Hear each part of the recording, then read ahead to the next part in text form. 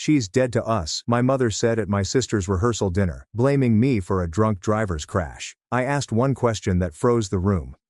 The rehearsal supper was hosted at the Waterford estate, a setting with floor-to-ceiling windows overlooking a lake that appeared too exquisite to be true. Crystal chandeliers dangled from exposed wooden rafters, while white flowers adorned every accessible surface. Nobody who knew Emily Parker expected her to go above and above. She had always paid close attention to her beauty. I arrived on time, wearing the navy outfit Emily Parker had approved 4 weeks before. The parking lot was already crowded, and I could see people mixing through the windows as I moved towards the door. My stomach felt like I had eaten shattered glass, but I kept my expression bland. I had become good at it over the years. The clearance procedure for the outfit was consistent with every encounter I'd had with Emily Parker since the accident. She had texted me 3 possibilities, all in subdued hues that wouldn't catch attention: navy, charcoal, and taupe. Nothing flashy, nothing that would draw attention away from her or the bridal party. I decided for navy since it was the least sad, and she replied with a thumbs-up emoji. There were no words, simply an acceptance that I had made an appropriate option. That dress cost me $550, which was the most I'd ever paid on a single piece of apparel. It fit wonderfully, thanks to a seamstress from a downtown Detroit shop who inquired about the event. When I told her it was for my sister's wedding, she smiled and mentioned how wonderful it must be. I smiled back, saying nothing about the knot of dread that had formed in my chest since receiving the offer. The invitation had been a surprise. I figured I wouldn't be invited at all. Emily Parker and I hadn't communicated directly in over 3 years. Our final discussion was during Dad's birthday dinner, when she asked me to pass the salt, which I did. That was it. Pass the salt. In our household, a 30-second encounter was considered conversation. But the invitation was only addressed to me, Miss Lena Parker. There is no +1. No, and I figured only my name in fine calligraphy on cream-colored card material that likely cost more per page than I spent on food in a week. I was 18 when the accident occurred. Emily Parker, 21, was home from college for the summer. We'd attended a party at Lauren Whitaker's house, one of those end-of-summer events that seemed significant at the time. Emily Parker had been drinking. She handed me the keys to her car around midnight, giggling as she fainted in the passenger seat. I was sober. That night, I had never touched any alcohol. The junction was dark, the light was green, and the vehicle drove through the red light at 65 miles per hour. Emily Parker's femur was fractured, her pelvis was crushed, and her left leg suffered chronic nerve damage as a result of the accident. The doctor stated she could walk again, but the dancing was ended. Her scholarship to Juilliard vanished, along with her career in dance. Nobody inquired what color the light was. Nobody questioned me whether I was sober. Mom discovered Emily Parker's hospital wristband containing the blood alcohol content record and concluded that was the only truth that counted. I was liable for everything that happened because I was driving. Emily Parker's blood alcohol level was 0.09. The hospital had tested her as part of its usual trauma routine. When Mom saw that number on the discharge papers a few days later, her expression shifted. She stared at me across Emily Parker's hospital room, where I had been sitting watch, and I saw exactly when she chose who was to blame. "You allowed her to drink," Mom remarked. Her voice was low and nasty. "You were expected to be responsible. She is 21 years old. She should not have drunk at all." I was accountable. I protested. "I did not drink anything. I drove her home safely." The other driver. "Don't dare to blame someone else," Mom snapped. "You were behind the wheel. You were in charge of that automobile. Emily Parker trusted you, and here's what happened." Dad had attempted to intercede. "I do not care what the police report says, honey." Mom shut him off. "My daughter's life is finished. Her scholarship is no longer in effect. Her dreams have been ruined. And it occurred when Lena Parker was driving." The rationale was absurd. However, grieving is not a rational emotion. Mom wanted someone to blame, someone she could control and punish. The inebriated driver was a stranger who had previously been handled by the judicial system. His insurance was covering the medical expenses. Mom could do nothing to satiate the wrath and grief she felt while witnessing Emily Parker suffer. But I was right there. 18, terrified, and pleading for her acceptance and pardon. An easy target. The following several months were a jumble of hospital visits, physical therapy appointments, and agonizing stillness. Emily Parker's operation was effective in stabilizing her pelvis, but the nerve damage to her leg was irreversible. She'd walk again. The physicians made it obvious. However, the exact muscular control essential for professional ballet was lost. The letter from Juilliard rescinding her admission arrived 4 weeks after the catastrophe. I watched Emily Parker read the letter. We were in her hospital room, and I was assisting her with the exercises that the physical therapist had prescribed. She opened the letter with quivering hands, read the contents, and then gazed at the wall for 20 minutes without saying anything. "Emily Parker," I finally tried. "I'm so." "Get out," she whispered gently. "Please let me out." She shouted so loudly that nurses came racing. "I do not want you here. I do not want to see you. It is your fault. Everything is your fault." She had been informed about the intoxicated driver. She was aware of the police report, his arrest, and the pending charges. The physicians had explained everything to her in detail. Knowing the facts, however, was not the same as embracing them. I'd left her room in tears and passed Mom on the corridor. She stared at me coldly and said, "You heard her. Stop coming to the hospital. You've done enough damage." The years that followed the accident were a master class in solitude. I'd been admitted to Michigan State on a full academic scholarship, but Mom persuaded me to defer and assist Emily Parker's recuperation. 1 year became 2, and then 3. By the time I attended, most of my high school pals had moved on. Emily Parker would never speak to me unless compelled. She'd gaze through me at family gatherings, her face expressionless as if I were furniture. The deferral seems logical at the time. Emily Parker required assistance with basic things while she was recovering. Someone to transport her to physical therapy appointments, assist her upstairs and downstairs, and prepare meals while Mom was at work. "It's the least you can do," Mom explained. And I'd agree because the guilt was eating me up. Never mind that I was not guilty of anything other than being in the wrong place at the wrong time. I found a job at a neighborhood coffee shop to keep myself busy and help to family expenditures. The Michigan State scholarship was deferred, but it was not assured to be fulfilled during a gap year. The university's financial aid division issued me a letter indicating that I would have to reapply and that support could not be guaranteed for future academic years. I contacted them in a panic. Margaret Ellis, a sympathetic advisor, stated that academic scholarships were offered on the basis of immediate enrollment. Because I deferred, I lost my spot in that year's cohort. I could reapply as a transfer student after earning some credits elsewhere, or I could enroll as planned and forfeit the scholarship outright if I changed my mind.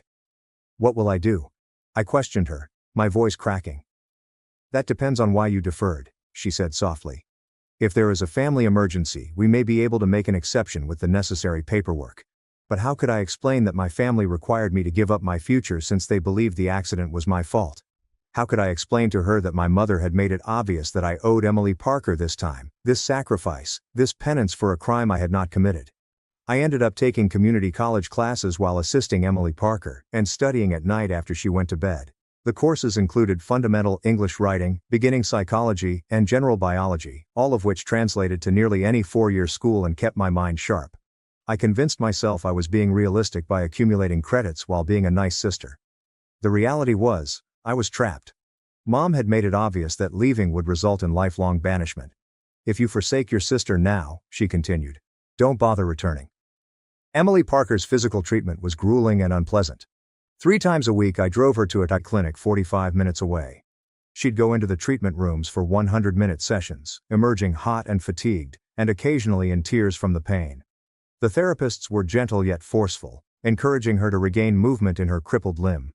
I'd wait in the reception area, doing schoolwork or reading. Other members of the patients' families would occasionally attempt to strike up a discussion. I got adept at dodging personal queries with vague responses that indicated nothing about the circumstances at home. Another mother sat next to me at one of these sessions, around 9 months after the accident. Her daughter was recuperating from a ski accident. We talked briefly about healing timetables and insurance nightmares.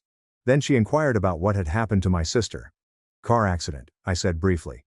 "Were you there too?" she inquired, observing the fading scar on my wrist from when I underwent surgery to fix the fracture. "Yes. This must have been scary for both of you."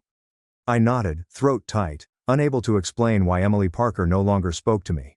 How being in the accident together had created an unbridgeable divide between us rather than shared suffering. Emily Parker's recuperation proceeded slowly. After 7 months, she was able to walk without crutches, although her stride remained uneven. After 14 months, she was able to climb stairs without help. After 20 months, she enrolled in the local community college, which was also where I was taking classes, but we carefully planned our schedules to minimize overlap. She claimed her major as marketing. It was functional and had nothing to do with dance. I once caught her in the parking lot, sitting in her car and weeping while viewing a video of herself performing the Nutcracker 4 years ago. I'd approached cautiously, hoping to provide consolation, but she saw me and drove away without saying a word. Emily Parker had transferred to a 4-year institution downstate by the time I entered at Michigan State 4 years later, and without my scholarship. She moved into an apartment near university and ceased returning home except on significant holidays. I was relieved. Living in the same house as someone who treated you like a ghost was stressful. College was lonely for me. When I arrived as a freshman, the majority of the students my age were juniors or seniors. The scholarship I had lost would have paid for tuition, housing, and board. Instead, I paid my own way through student loans and part-time employment at the university library. I lived off campus in a rundown studio apartment, surviving on ramen and cheap groceries. I studied finance since it was useful and the employment market was stable. My grades were great, with a 3.9 GPA that I kept up by pure perseverance and long nights. I had several acquaintances, but few true pals. People would ask me to parties or study groups, and I would fabricate reasons as well. The fact was that I no longer trusted people. The accident showed me that even family members may turn against you when times are tough. What would outsiders do if Mom and Emily Parker could decide I was guilty despite overwhelming proof to the contrary? I finished with honors and was immediately offered a position with a financial business in Detroit. The beginning wage was small yet manageable. I got a 1-bedroom apartment in a nice area and bought furnishings from IKEA. For the first time in years, I had a space of my own, where no one stared through me or chastised me for being. I stopped visiting home on small holidays. Only for Thanksgiving and Christmas, and I'd arrive late and depart early. Emily Parker began bringing partners to these events, a succession of interchangeable guys who were kind enough. She'd laugh and joke with them, a side of herself I scarcely knew. Mom would sit me on the far end of the table, as far away from Emily Parker as possible. Dad's attempts to include me in talks were difficult. Aunt Carol, Mom's sister, was always hugging me and inquiring about my employment, but the sadness in her eyes was nearly as bad as Mom's coldness. Dad first attempted to play the role of mediator. Mom's resentment, however, was like a wave that gradually carried everyone along. He stopped offending me about the time Emily Parker began physical therapy. It was probably simpler for him to have one daughter rather than two. After college, I stayed in Michigan and worked as a financial analyst for a mid-sized corporation in Detroit. I went home twice a year for big holidays, sitting at the far end of the table while Emily Parker discussed her career as a marketing director or her ideal lover, Ethan Collins. Mom would serve me last, almost like an afterthought. Dad would engage in uncomfortable small chat about weather trends. When Emily Parker's wedding invitation arrived, I looked at it for 4 days before opening it. My name was listed alone. There was no +1 given. The ceremony would take place in our hometown of Riverside, at the church where we had both been baptized. I purchased an airline ticket and requested time off from work, knowing I'd regret going but unable to explain to myself why I couldn't just miss it. The invitation package was extravagant, with thick card material with gold foil printing, an information card, an RSVP card with a pre-stamped envelope, and a map of the venue locations. Everything screamed pricey and meticulously prepared. Emily Parker had always been detail-oriented, even as a youngster. Her bedroom was carefully arranged, and her school tasks were always completed on time. Ethan Collins looked like an ideal fit for her. I had met him once before, briefly, at a family dinner 20 months ago. He was a civil engineer, stable and quiet, with a pleasant grin. He attempted to engage me in conversation that night, inquiring about my career in finance. Emily Parker quickly turned the conversation away from me, but I appreciated the effort. The wedding invitation had come on Tuesday. I noticed it in my mailbox among the bills and trash mail. My immediate reaction was to toss it away and pretend it never arrived. But something stopped me. Maybe I was curious about if I was needed there, or maybe I was hoping for an olive branch. I messaged Emily Parker personally. Received the invitation. Are you certain you want me there? She answered 6 hours later. Mom insists on maintaining appearances. You are invited. Not yet. I want you there. Not necessarily. I hope you can make it. Just a straightforward observation regarding looks.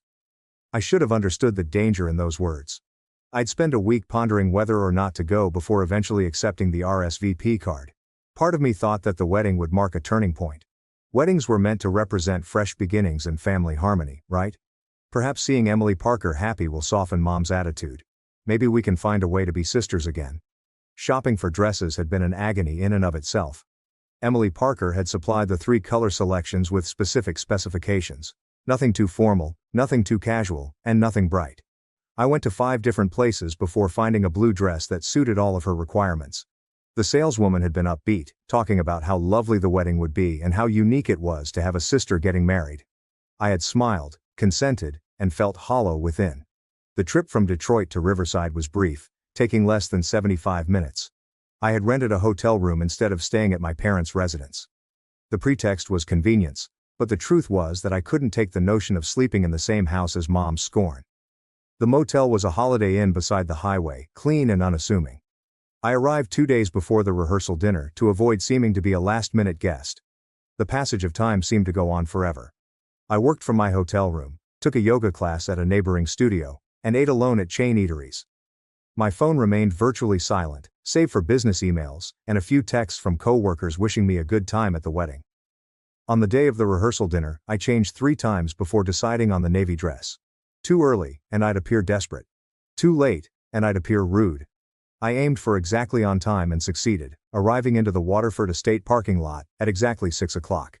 The rehearsal dinner included 72 guests, including extended relatives, close friends, and Ethan Collins' family from Colorado. As I approached the arena, I knew the majority of the faces. Aunt Carol on Mom's side waved hesitantly from a corner table. Cousin Andrew pretended not to notice me. Madison Reed, Emily Parker's college roommate, offered me a stiff smile that did not reach her eyes. I took my allotted place at a table near the kitchen doors, away from the head table, where Emily Parker and Ethan Collins would sit with both sets of parents. The location seems purposeful. A couple I didn't recognize sat next to me and introduced themselves as Ethan Collins' aunt and uncle from Denver. They were kind, inquiring about my flight and career, oblivious of the familial issues that had forced me into exile. Their names were Robert and Susan Hayes. Robert ran a hardware shop in Denver, while Susan taught elementary school. They were kind and conversational, thrilled about the wedding. Susan showed me images of their 2 boys, who are both married and have their own children. "Are you on the bride or groom's side?" Robert inquired happily. "Brides," I explained. "I am Emily Parker's sister." Susan's face lightened up. "Oh, incredibly amazing.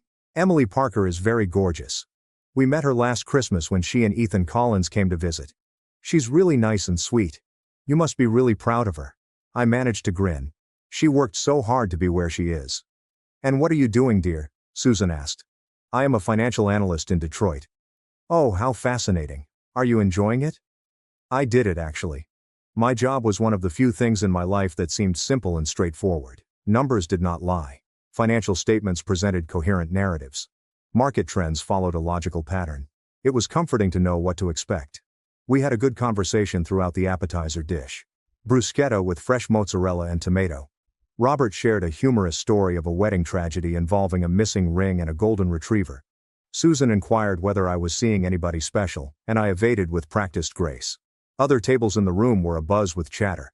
I recognized Emily Parker's college friend, Madison Reed, who was holding court with a group of women near the windows. Cousin Andrew sat at a table with other cousins from Dad's side, folks I had grown up seeing at family gatherings but who now scarcely noticed me. Aunt Carol caught my gaze from across the room and offered a little wave.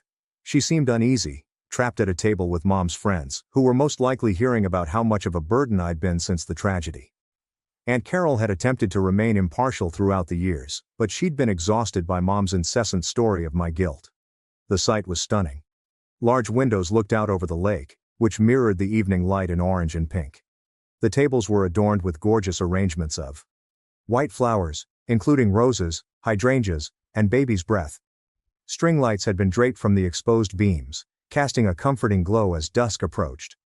Emily Parker had always had good taste, and it seemed that Ethan Collins had the money to satisfy it. I was curious as to how much all of this cost. The venue alone probably cost $25,000. Add in the food, the bar, the flowers, and the photographer who is presently touring the room, getting candid shots. I had heard Dad indicate that Ethan Collins's family contributed heavily to the wedding money. His father had a thriving construction firm in Colorado. I didn't add anything. Of course, I hadn't been asked to join the wedding party. There's no surprise there. Emily Parker had 6 bridesmaids, all of whom were either college friends or colleagues. Madison Reed, her 4-year roommate, served as her maid of honor. They had remained close after together and celebrating each other's graduation, going on girls' excursions accomplishments. I had seen photographs on social media. Emily Parker had never unfriended me, but she had long ago changed her settings so that I couldn't remark or respond to her postings. Pictures of wine nights, beach getaways, and bridal showers that I had not been invited to. Emily Parker is happy and carefree, surrounded by people who adore her. Dinner service started without incident. The cuisine was fantastic. Filet mignon with roasted veggies, Caesar salad, and delicious bread. I ate carefully, attempting to enjoy the dinner despite my mother's gaze from across the room. She donned a burgundy dress that complemented Emily Parker's color scheme, and her hair was arranged in exquisite waves. She appeared gorgeous yet frigid. During the main meal, Ethan Collins' father stood and gave a toast. He was a cheerful man with a booming laugh, telling him how Ethan Collins had contacted him after the first date to inform him that he had met his future bride. Guests laughed and cheered. Emily Parker flushed and leaned against Ethan Collins' shoulder. They appeared to be happy together, and I had a complex range of feelings that I couldn't quite put my finger on. Then Mom got up. According to the program next to my water glass, she was not scheduled to speak until after dessert. Emily Parker was astonished, her grin weakening slightly when Mom tapped her fork against her champagne flute. The room became silent. "I'd like to say something while everyone's here," Mom said, her voice calm. She was not looking at Emily Parker, she was gazing right at me. My throat closed. "Most of you are aware that our family has been through some difficult times," she said. Emily Parker overcame a devastating tragedy at the age of 21. An accident that ended her professional dancing dreams. The room's temperature appeared to plummet. I could sense people shifting in their chairs and bewilderment spreading over the audience. This was hardly the traditional rehearsal dinner speech. "Many of you are unaware of who caused the disaster." Mom's voice became harsher. "My other daughter, sitting right there, drove the car that night. She ruined Emily Parker's future. She took all my lovely daughter had toiled for since she was 4 years old." I couldn't breathe. The silence was deafening. "I invited her tonight because Emily Parker insisted," Mom explained, her mouth twitching. "However, I want everyone here to realize something. To us, she is dead." Someone gasped. "She has been dead to us for 14 years. I believe it was Aunt Carol." Ethan Collins' mother seemed frightened. Dad sat still, his face gray. Emily Parker stared at her plate. "I don't recall standing up. I can't recall walking from my table to the center of the room, where I could see everyone. My legs seemed divorced from my body, as if they were moving on autopilot while my head was racing." Mom's cheeks was flushed with righteousness. She seemed triumphant, as if she had finally revealed something she had been keeping quiet for years. Around us, 72 people were waiting to see what happened next. I gazed at Emily Parker. She still refused to meet my gaze. Then I looked at my mother and asked the one question that mattered. "Which color was the traffic light?" Mom blinked. "What about the traffic light?" I repeated it louder. "What color was it when we approached the intersection?" The look of uncertainty on her face was almost funny. "That is not correct. You were driving. You were accountable." I said that according to the police report, the other motorist ran a red light. My speech sounded weird and too calm. He was doing 65 in a 40 zone. He failed the field sobriety test. His blood alcohol level was 0.18, little more than twice the legal limit. I removed my phone from my purse. My hands were shaking, but I was able to open my email and access the PDF I'd been lugging about for 14 years. The police report. When I became 18, I requested a copy, wanting to see the truth written out in official language. I said, "The accident was ruled his fault. He spent 20 months in jail for vehicular assault. His insurance covered Emily Parker's medical expenses. All of this information is public record." Mom's face had changed from flushed to pale. "You were still driving?" "I was sober," I explained. "My blood test came back absolutely clear. Emily Parker had been drinking. She is the reason I was driving at all. She handed me her keys since she knew she couldn't drive." I turned to address the audience. 72 faces gazed back at me, each with a different expression of astonishment and anguish. "I was 18 years old," I explained. "I did everything correctly. I was the designated driver. I obeyed traffic laws. I wore my seatbelt. The light was green. A drunk motorist ran a red light and struck us on Emily Parker's side of the vehicle. I had a concussion and a fractured wrist. Emily Parker's injuries were severe because that is where the collision happened. It was tragic. This was not my fault. The hush that followed was different than before.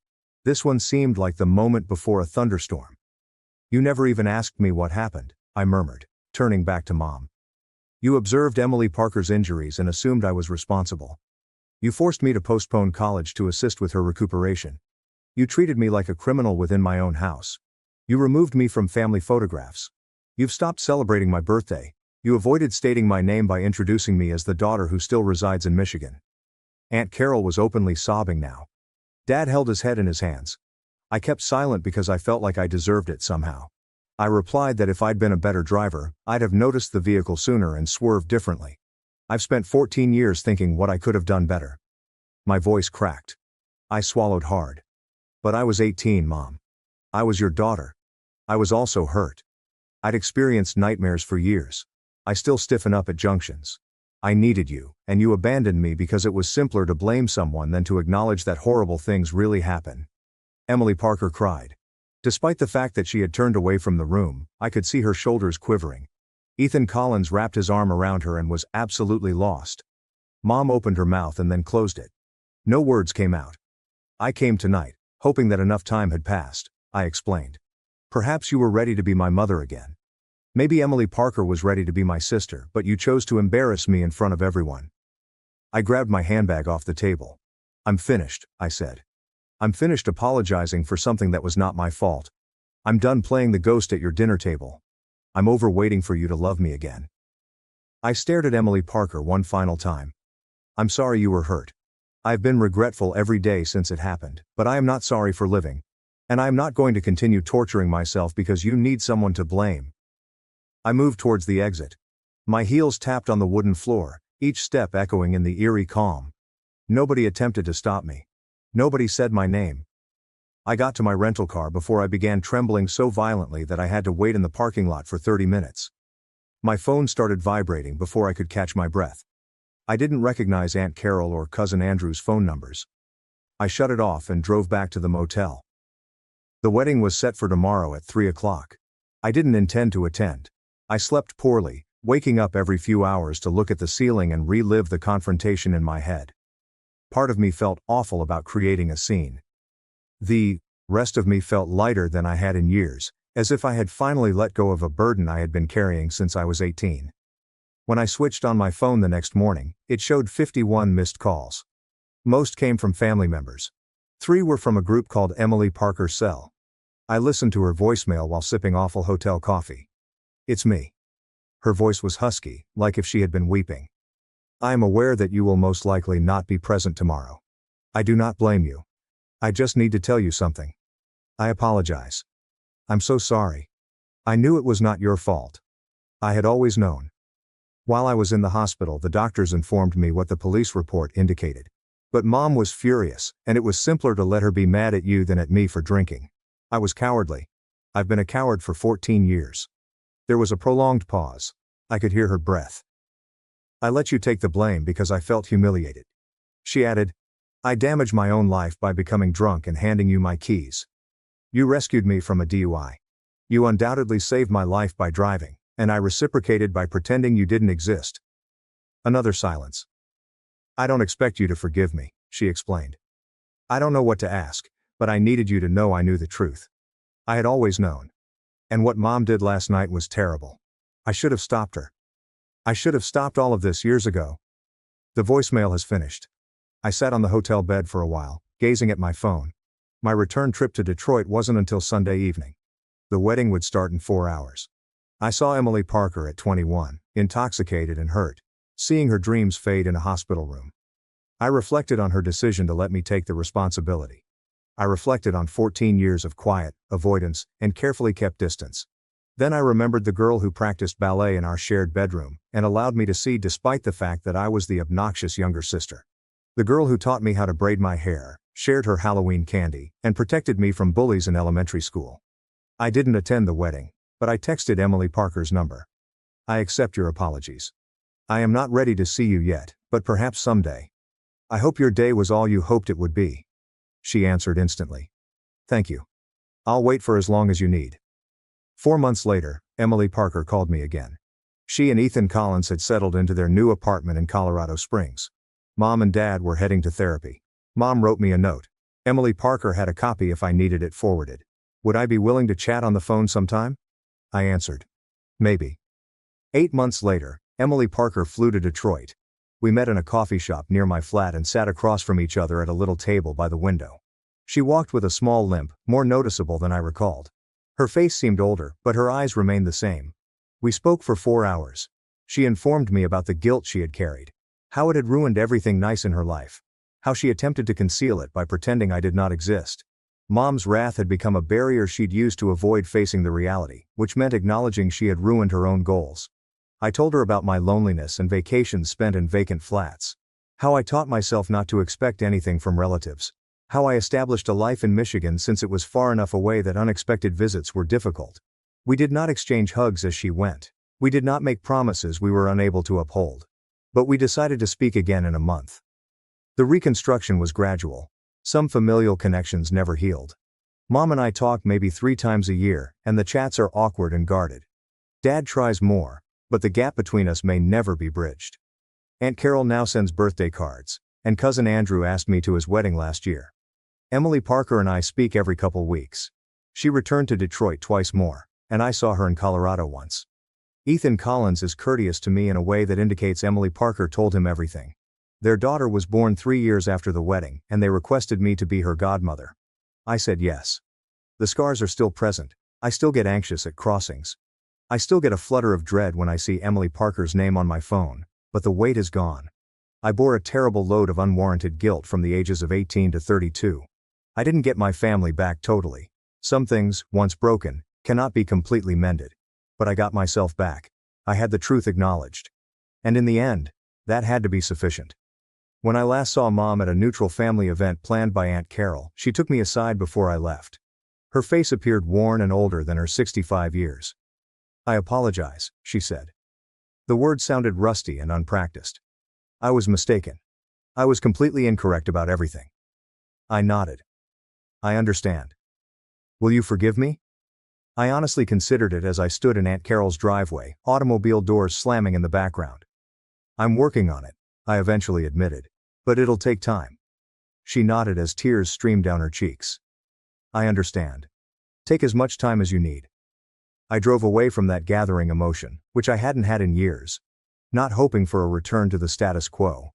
That family died 14 years ago, buried in the ruins of that crossroads. But I am eager for something fresh, based on truth rather than blame. Sometimes bad things happen. Sometimes there is no one to blame, only circumstances, terrible luck, and split-second timing. The drunk driver who hit us completed his sentence, and became sober, writing me an apologetic letter during his stay in rehab. I did not react, but I preserved the letter. I also preserved the police report. Not because I need to establish my innocence again, but as a reminder. A reminder that my truth was always correct, even when no one believed it. That being silent did not maintain the peace. It simply allowed the falsehoods to establish deeper roots. The girl I was at 18, afraid, heartbroken, and longing for love, deserved better. My current self is aware of this. Finally, after 14 years, my family is beginning to comprehend it. It's not the ending I would have preferred, but it is the reality, and truth I've discovered is more valuable than false peace.